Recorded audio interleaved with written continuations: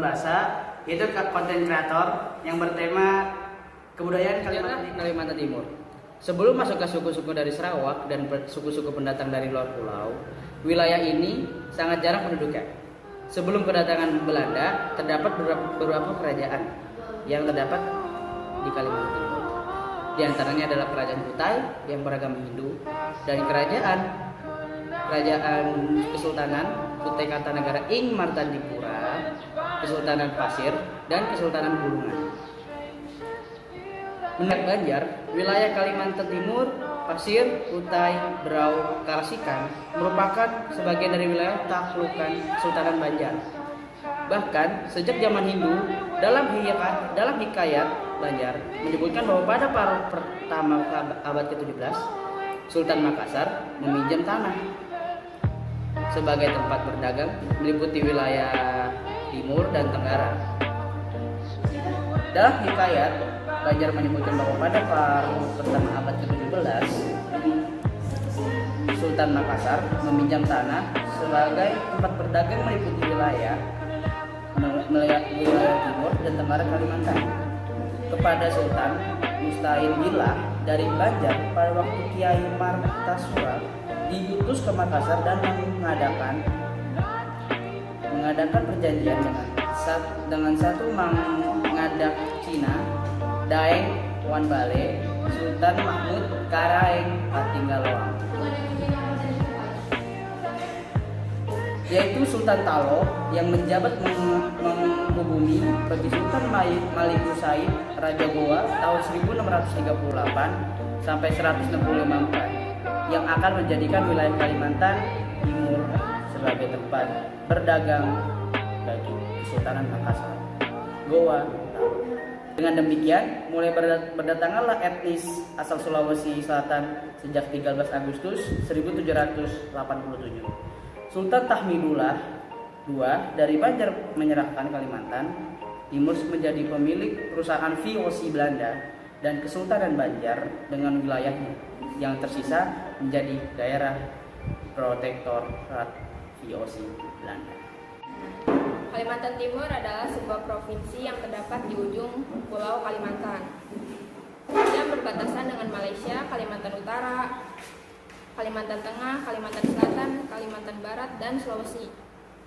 Luas total Kaltim adalah 127.346.092 km persegi dan populasi sebesar 3.575.449 jiwa, itu 2017. Kaltim merupakan wilayah dengan kepadatan penduduk terendah keempat di Nusantara. Ibu kota provinsi ini adalah kota Samarinda. Provinsi Kalimantan Timur sebelum dimekarkan menjadi Kalimantan Utara merupakan provinsi terluas kedua di Indonesia. Papua dengan luas 194.489 km persegi yang hampir sama dengan Pulau Jawa atau sekitar 6,8% dari total luas wilayah Indonesia. Pakaian adat Kalimantan Timur. Yang pertama ada pakaian adat Kustin. Kustin adalah nama pakaian adat Kalimantan Timur yang digunakan untuk sepasang mempelai yang akan melangsungkan pernikahan. Kustin sering merupakan nama yang berasal dari Kutai, salah satu suku Kalimantan Timur yang artinya adalah busana.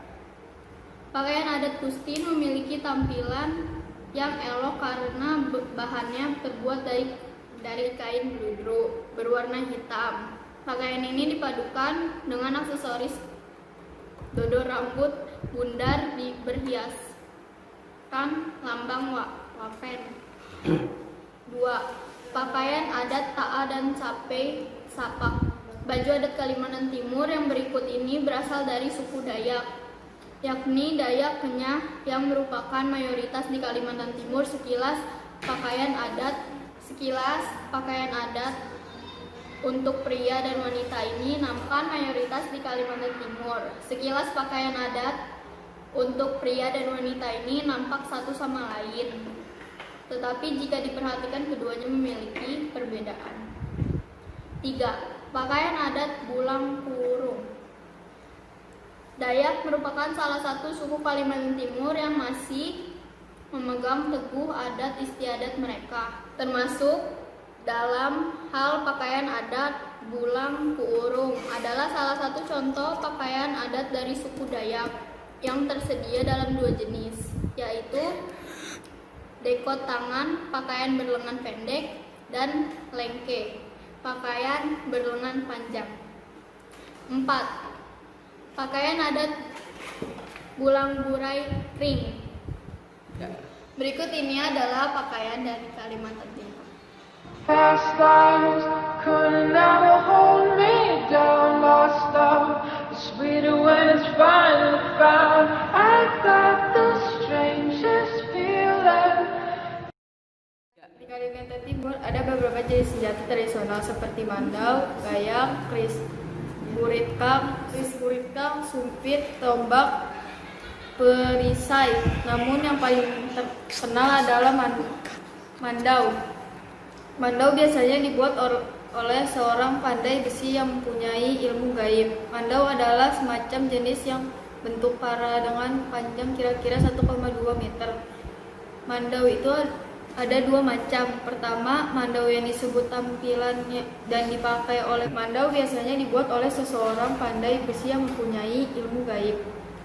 Mandau adalah semacam senjata yang berbentuk perang dengan panjang kira-kira 1-2 meter.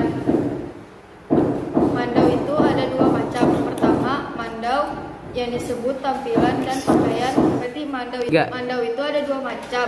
Pertama, mandau yang disebut tampilan dan pakaian untuk perang dan ucapan.